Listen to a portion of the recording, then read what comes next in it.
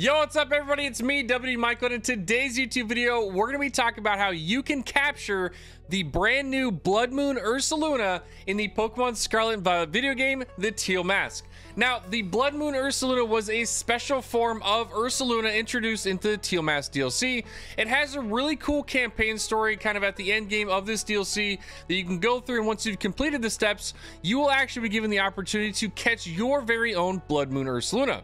Now, why in particular are we concerned about this Pokemon? Like, is it good? What are the reasons? Well, first off, it does have a really cool campaign story that ties in with some other video games like Pokemon Legends of Arceus.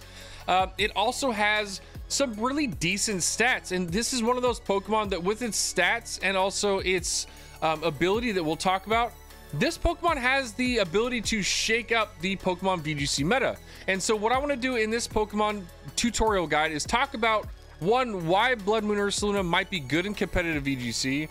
Two, what kind of stats we're going to be looking for on this Pokemon, and how to go through and capture this Pokemon through the steps in the game. So you'll get everything you need to know, and by the end of this video, you should be able to understand, one, what type of Bloodmoon Ursaluna you want to build if you're building it for competitive, as well as how to actually go through the game and get this onto your team and to reset for the stats you may want. So let's hop in this video and talk about Bloodmoon Ursaluna.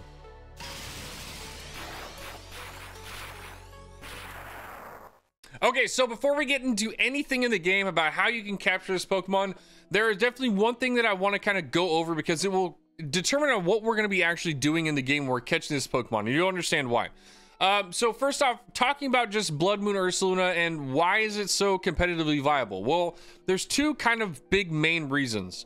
One is that it's got an amazing ability. I'm sorry, but Mind's Eye is really cool. You don't get these kind of things in Pokemon very often. When you do, it's awesome. And one of those things where I could say would be kind of like Scrappy, where I could use Fake Out into a ghost type Pokemon where it normally wouldn't have been done. That was kind of the initial thought when I read this Pokemon ability, and is kind of reason why it's so cool.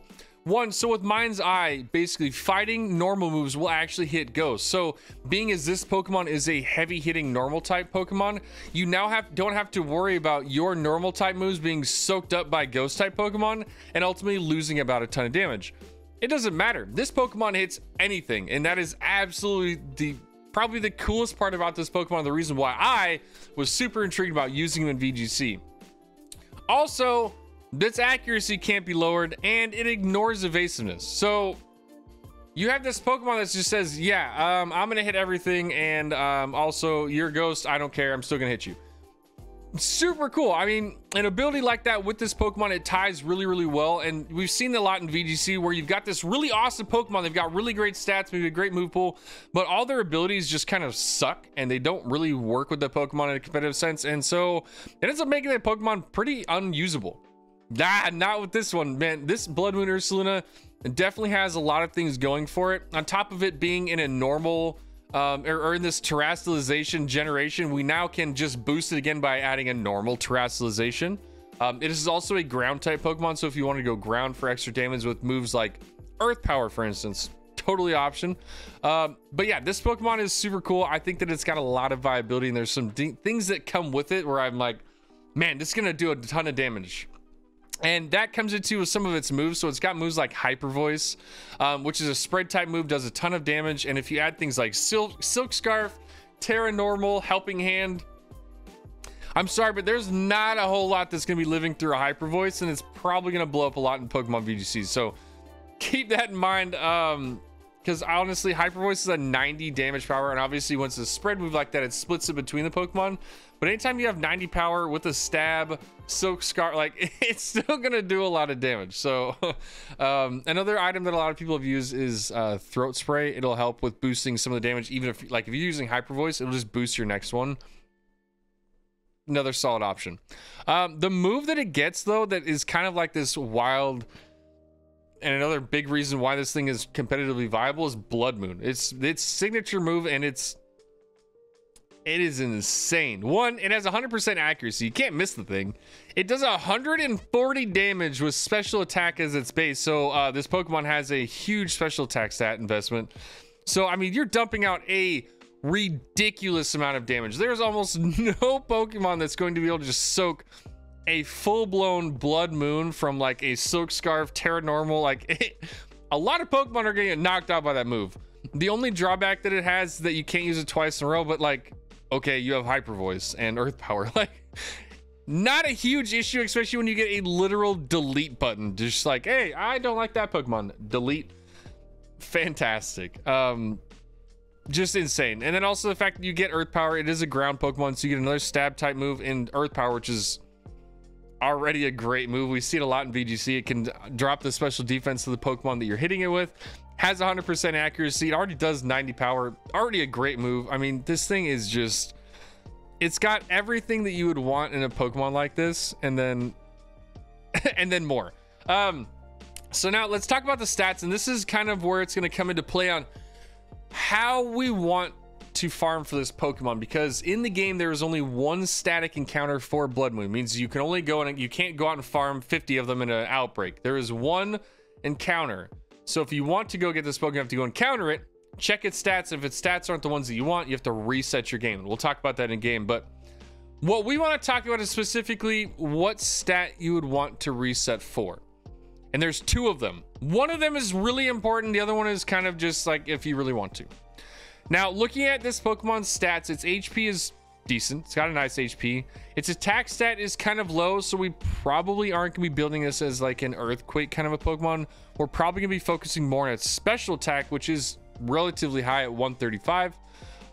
It's also got a really nice defensive stat, which will help, because obviously being a normal type Pokemon, a ground type Pokemon, there are going to be some type of fighting type moves that can come in and do a little bit of damage. So it's got a nice defense. Special defense is a little bit on the lower end and may need some boosting through IVs, EVs, kind of stuff like that. Now, the big one that it comes into is its speed. So with the speed at around 52, this Pokemon is pretty slow. Now, but it's also not the slowest Pokemon. It's not like a Torkoal or an Amoonguss, but it is fast enough or slow enough where it could hold its own in Trick Room. So that is where this all comes in, is, okay, when you go and you capture this Pokemon, you'll be able to check the stats of them if you've beaten the game. And you can see that there's different rankings for stats, like best, pretty good, decent, and no good. Now, if you're building yourself a Trick Room Pokemon, and if you aren't familiar with Trick Room, basically Trick Room flips the speed tiers around. So a really, really fast Pokemon in Trick Room is actually now super, super slow and will probably go last. And now these really slow Pokemon that would normally go last now get to go first. And it can be really powerful because a lot of slow Pokemon like Torkoal and Ursaluna have really high stat investments in like things like their attack and HP, because they don't have them in their speed, which makes them really strong Pokemon, but generally they're not used as much because they're super slow. Trick Room completely removes that and makes some of these Pokemon into just absolute animals. Bloodmoon Ursaluna is one of those ones that could benefit from that. So what we could do is we could go one of two ways. Either we could hunt this Pokemon and just have it be a normal Pokemon. Maybe want to use it in Tailwind, and we're not really worried about getting its speed down to, or its IVs down to a 0. And that's totally fine. If that's the case, then all you have to do is just go and catch Bloodmoon Ursaluna. You don't really have to worry about trying to reset it. If you want this Pokemon for a Trick Room Pokemon, one thing that you probably are going to want to do is actually go out and soft reset this Pokemon until you get a no good speed. And what that will do is that will drop these IVs from a 31, which would be best, to a 0, which is no good. And the reason why we would want to do this is because when you have no good speed, your speed is lower, which means when you're Trick Room, you end up becoming faster. So that is kind of where we would want to figure out how we want to hunt this Pokemon. The reason why I really wanted to talk about the stats is because it's really going to determine how you hunt this. Are you going to be going for a no good speed investment Ursaluna for a Trick Room team, or are you just going to get Ursaluna because you don't really care and you're probably not going to be playing Trick Room and you want it to be probably more of a faster Pokemon, which you totally could do. If you want it to be, obviously it's not going to be the fastest Pokemon, but if you give it a full speed investment and say you put 252 into it and then you give it Tailwind, it's going to be faster than something. So, I mean, you have options. So that's one thing that I would definitely check before we get into the hunt, is how you want to use this Pokemon, because that will determine what you're going to do in the hunt. So let's hop on over to the game now. Now that we have an understanding of what this Pokemon is and kind of how it can be utilized, let's hop over to the game and start the process of actually getting into capturing this Pokemon.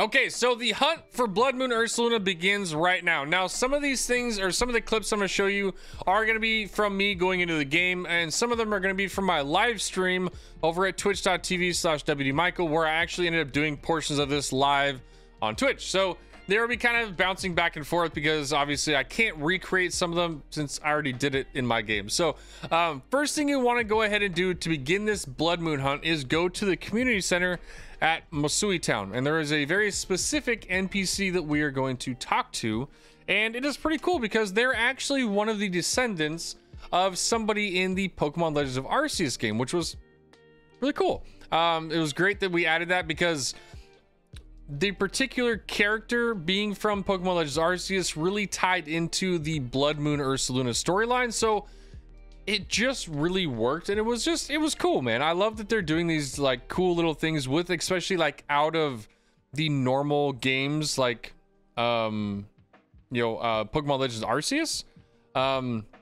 So what we're gonna do is, if we want to start this hunt, we're gonna come right here to Masui Town. Now, I already have done this, so I'm going to hop on over to some footage of where I started this, because there is an interaction between this NPC that you're going to want to see. But this is where you want to come to, is right here. And you're going to see a girl with a camera, and I'll hop over to that now.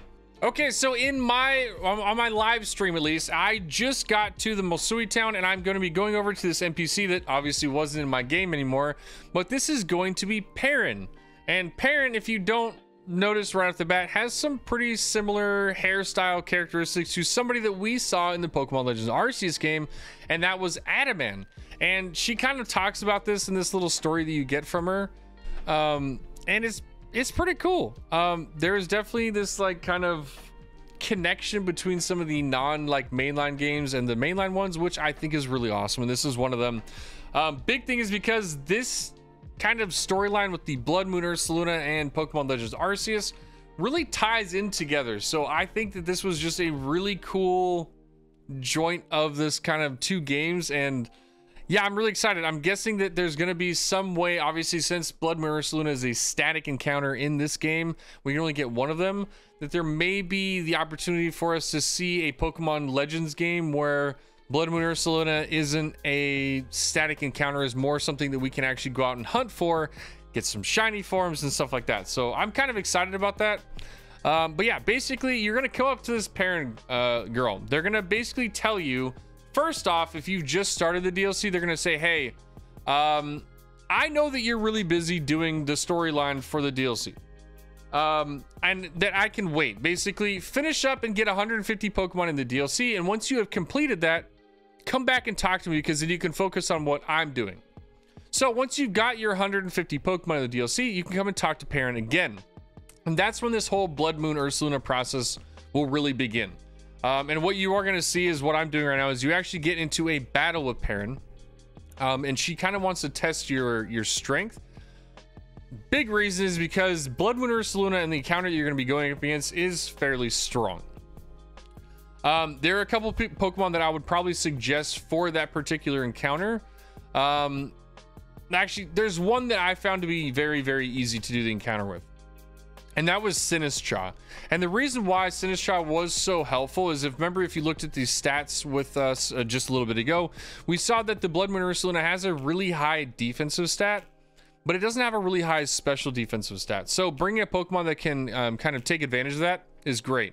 And Sinistcha does just that. It's a grass type Pokemon with a decent special attack stat, and it's also got some really nice grass type moves that'll help you out in the battle, which is Machigacha. Basically, it's going to do a lot of damage, and it's also going to heal you, which is insane. I can basically solo the Bloodmoon Ursaluna with my Sinistcha and Machigacha in a grass terrestrialization pretty easily at level 100. So that would be the Pokemon that I would suggest. You'll probably see me using it in some of the clips, but it definitely made the whole process really easy. I was 2 to 3 shotting it most of the time and really never getting knocked out. So yeah, definitely keep that in mind. But we go through with Perrin, we have a battle with her, and then at the end of this battle, she ends up giving us a little bit more information about what's going on and what kind of help that she is needing. Okay, so now once we've actually beaten her, it's a fairly easy battle. It really doesn't take a whole lot. She's got like 3 or 4 Pokemon. But once she's done, she's basically said, okay, well, you're ready to go. You've got the Pokemon, you've got the Pokedex up, like we're all good to go. And she starts telling you about this location where these Pokemon are. And so the next step is just to go and find her out in the woods, where she's basically set up a camp to prepare hunting for this Pokemon, because it's only found in a specific location at a specific time of day. And that's when our next challenge will begin. So let's hop on over to the next challenge and figure out how we get to that next part. Okay, so we've gotten done with the first part of Perrin. We've basically met her. We've checked off the 150 Pokedex, and we've beaten her in a battle. She is now gone, and we now need to go and find her. Well, she is going to be up here in the Timeless Woods, right on this particular point. So we're going to travel on out here. They're really, at least for where I'm at in the game, because I'm resetting for the Blood Moon, I haven't gotten any flight paths around here, so my closest one is the Ogre ousting one, and then I'll just run on over there and fly to her. So I'll see you over there in just a moment for the next step of this Blood Moon hunt. Okay, so we found Perrin out in the Timeless Woods, and she's basically set up a small camp because there's going to be some things we're going to do here, because we're going to be out here for a while. The next step of this is to pinpoint the location of the Bloodmoon Ursaluna by going through the fog and collecting photos of Pokemon. You have to snap 10 Pokemon photos of different Pokemon in this area. Now, once you've done this, you basically get to pinpoint where the Bloodmoon Ursaluna is. So in this little task, you're going to go around and you're going to take photos of them, and each one that you get will add towards your list. Once you're done, you can actually go through with the process of catching the Bloodmoon Ursaluna. So when you're doing these photos, couple of things. One, if you get too close to the Pokemon, they will run away, and then you will have to go and find them again. The Pokemon are pretty spread out. They're not just like how it is normally in the game, where there's 50 Pokemon in like a 5-foot radius of you. They're very spread out, and they're a little bit hard to see, so you kind of got to pay attention. Where they can be located is along the edge, like, of the wall or the barrier of this Timeless Woods. You'll notice a lot of them around the caves and cliffs around there. You'll see some caves where some Salandit are. They're going to be on the trees and in the trees. So like Hoot Hoot, Spinarak will be kind of in and around trees. You're going to find ghost type Pokemon that will phase in and out. So you just got to go around, find 10 Pokemon. It's going to take you a couple minutes because you have to run a solid distance between each of them. But once you are done, you'll be able to move on to the next step, which is actually going to be snagging this Bloodmoon Ursaluna.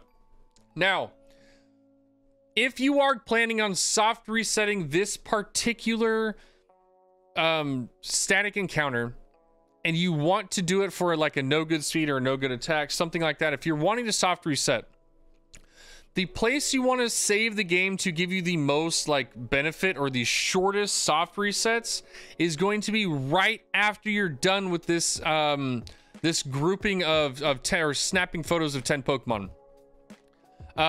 There's going to be a small window where you kind of get out of the game before you talk to the Bloodmoon Ursaluna, and there's a specific command you need to give Perrin in order to get to that point. So we'll talk about that next. But just remember, if you're going to be soft resetting, do your 10 Pokemon photos, and then right at the end of them, you need to get out of this so you can save the game and not encounter the Bloodmoon, or else you will literally have to do this 10 photos every time you soft reset, and that's going to take way too long. Don't do that to yourself, because I did. Okay, so I skipped ahead from some of the photos just because it takes forever and I don't want to make everybody sit here waiting for me to snap 10 photos. So we caught our last one. Oh, another place you can find them is in the water. You can find some Lotads in there. But survey is complete. Now, this is the part where you really need to pay attention so that you can get the perfect soft reset save point. But basically, after you go through those, you're going to go through another chat with Perrin. She's going to look at your photos and kind of determine where this Bloodmoon Ursaluna is going to be. She's going to give you an option to say, are you ready to go for the Bloodmoon Ursaluna or are you not?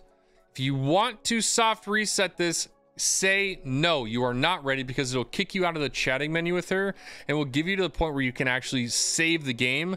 And that will be the best save point before you can actually encounter this. So it should pop up here in a second, because I'm pretty sure this was the last time that I did it. I had one of my good friends come into my Twitch stream who had been doing this hunt and told me some of the tips that he had gotten.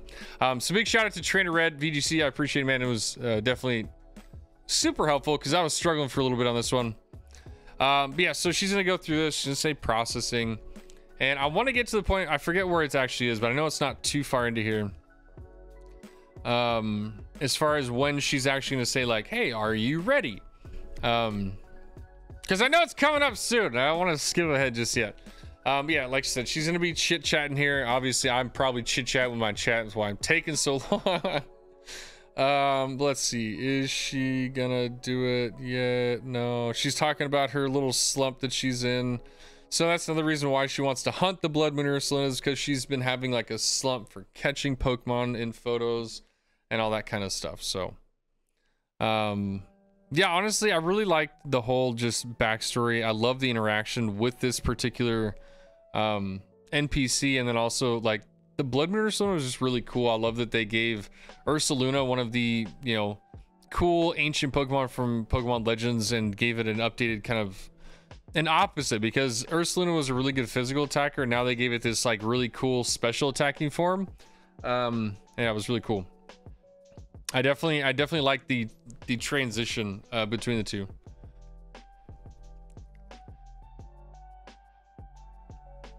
Okay, so I think we're getting close to it, because she just got her little notification where it says that all their information is done, and she'll say, okay, well, I've pinpointed the location for the Pokemon. And then let's see, if we filter all our data, it looks like there's still one hit out there. That's got to be the Bloodmoon. That's it. And let's see. So are you ready? This is the one where you need to say no. If you want to save the game in soft reset, go down to no, hit no, and you will be given the opportunity to save the game. And this will be the best save point to start redoing your actual save game data if you don't get the stats you want to, is right here.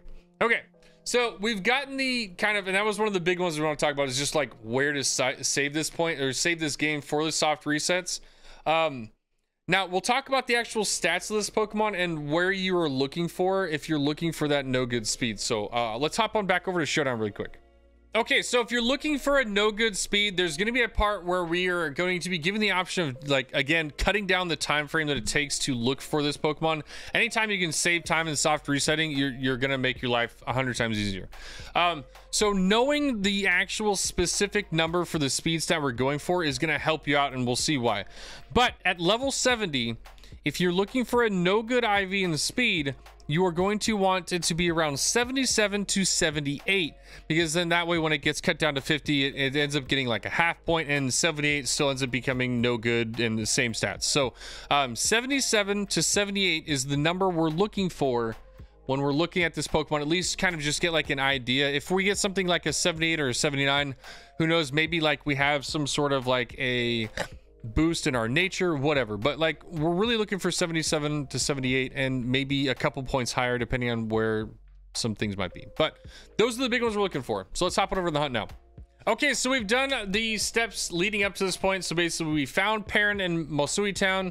We had our 150 Pokemon. We beat her in a battle. We met her out in the Timeless Woods. We ended up doing our photography session with her. We got our 10 Pokemon.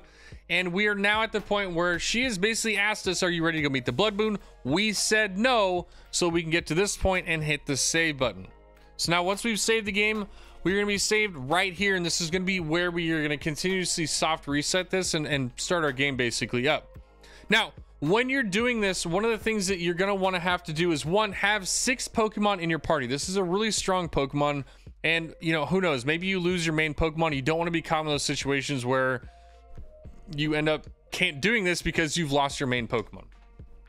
Also, having 6 Pokemon in your party will give us a another way of saving us some time.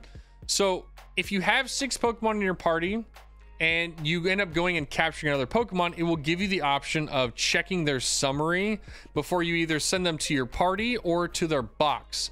If you don't have 6 Pokemon in your party, it will just automatically drop it into your box or your party. And you won't be able to actually check the stats of the Pokemon, and you'll have to go through another round of dialogue. And so this will save us a little bit of time. So make sure you have 6 Pokemon in your party, and we'll see after this battle why that is. But that is the reasoning. So we're gonna get going. We end up finding where it is. We have a little bit of a dialogue back and forth. That hit we got on the Pokemon search came from somewhere around here. And now we got our little old Growlithe buddy. We're waiting for this Pokemon. Little foggy night. It's awfully quiet. Stay alert. Most of this stuff you can just sit here and slam the A button just to save time. But yeah, big old stompy angry guy comes out, and you get to see your first glimpse of the Bloodmoon Ursaluna game, and they're huge. Things like 12 foot tall, just a monster of a Pokemon. Got a jacked up eye, and we got a giant red spot on his forehead. Definitely a really cool design. I like it. I know a lot of people have said that it looks a lot like the Five Nights at Freddy Pokemon, which is hilarious. And I can definitely see the resemblance. All right, so she whips out her camera, and she obviously flashes him, and the Pokemon gets really pissed off. And then she asks this Growlithe, like, hey, buddy, you ready to fight? Nah, fam, you see that thing? I ain't touching that Pokemon. Oh, I love it. He's like, no, I ain't doing that. Then you bring out your Pokemon, which in my case, I'm bringing the Sinistcha. It just ends up being really, really good in this battle. And it's also shiny and got a mark. That took me a ton of time. And if you're curious about how to get your own shiny Poltergeist or Sinistea, I made an entire tutorial video on that shiny hunt over my YouTube channel. So make sure you go check it out. But basically, we're going to terrestrialize. We just want as much damage as possible. Yeah. Another thing that somebody else brought up to me is that another way that you could kind of test the speed is to like make a Pokemon with a speed stat that would be at like 79 or 80. That way you can always see like if the Ursaluna is faster than that, then you just kind of automatically know like, yeah, this isn't going to be the one that I want. I mean, that's another option you could go with if you want to save time. I didn't end up building that just because I wasn't super worried about that. I just was like, I'm going to catch it and we'll just do it this way. This one's got a pretty decent special defense stat. I won't lie. You can kind of tell, I've done this enough times now trying to reset it to get the no good speed. You can kind of tell where its special defense is because sometimes it'll take it all the way down into the yellow. And it didn't that time. Oh, I almost got the 2-shot. But see, the Machigacha is just so good because we took one hit from the Bloodmoon, dropped us down to half HP, and since this is like a raid boss fight, they've got a lot of HP. And we just end up getting back to full. And so, yeah, Machigacha Sinistcha is like so good for this battle. And it ended up just being like a cakewalk. I mean, I don't have to... I just hit Terra Grass and Machigacha 2 or 3 times and the fight's over. It takes just a minute or two and pretty consistently just cleans this Pokemon's clock. So, okay, so we've got the Pokemon. We've knocked it out. We've got our 6 Pokemon in our party. And now we get to catch it. I am going to be continuously trying to get it in a Moonball. It just, obviously, it's the Bloodmoon Moonball. It just fits. Capture your Pokemon. And then what we're going to do is in the menu, we can kind of get a glimpse of its speed stat without going through a whole nother set of dialogue. So I'll actually show you what it would be like if we checked it. And then also if we go through the extra dialogue just to see how much more time we can put onto it if we don't do it this way. Okay. So we're going to say no to the nickname. And then right here, because our party's full, it gives us this menu and we can actually check their summary. We won't be able to see that it's no good, but that's the reason why we went back to Showdown to see what no good's numbers would be, because you can check it out right here. Now, this one has a 99 speed, which means it's not even close to no good. We were looking at 77 to 78. This isn't even remotely close, and I know there's no way that this Pokemon is going to be the no good speed that we're looking for. So at this point, I can just hit the home button, reset my game, and it will bring us right back to where we were right when we started the encounter. And this is one of the quickest ways to go through this encounter and soft reset so you can get the no good speed as fast as you can. Now, if I were to go back to the game and well, I'll just show you the extra steps you go if you don't look at it this way and you want to check in your inventory. We say send to our boxes. So we send it to our boxes, and now what we do is we have another chunk of information or chatting that we have to do with Perrin because we can't just get out of the game right away. It automatically throws you into more. You sit here, you talk to her, she says you're amazing, thank you for helping me out.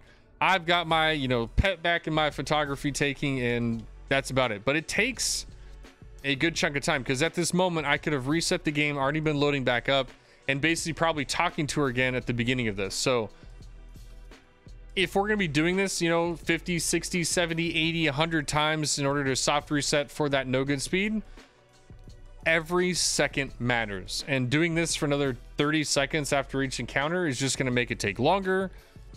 Nobody wants to do that. I'm sure we all want to get this done as quickly as possible. So just have 6 Pokemon in your party and know the speed stat you're looking for, so you don't have to go through all this, because it's tiring. Especially once you've done it, you know, 10, 20 times, you're like, oh, why am I doing this? Because I was in the same boat. I was going all the way through this, and I was also doing the 10 pictures of the Pokemon every time. And I was like, there's no way I'm going to do this. This takes like 20 minutes per encounter. No way.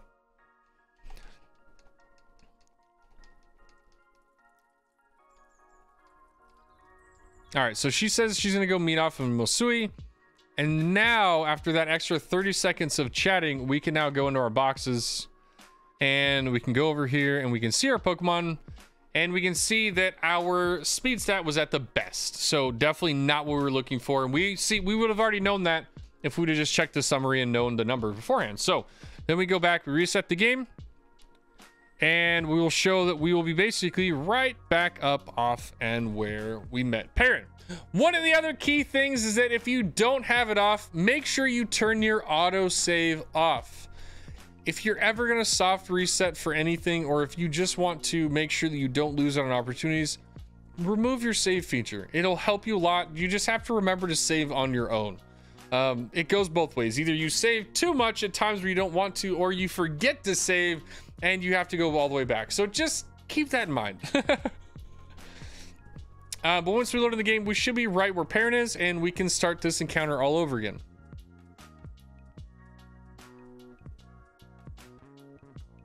Whenever it loads.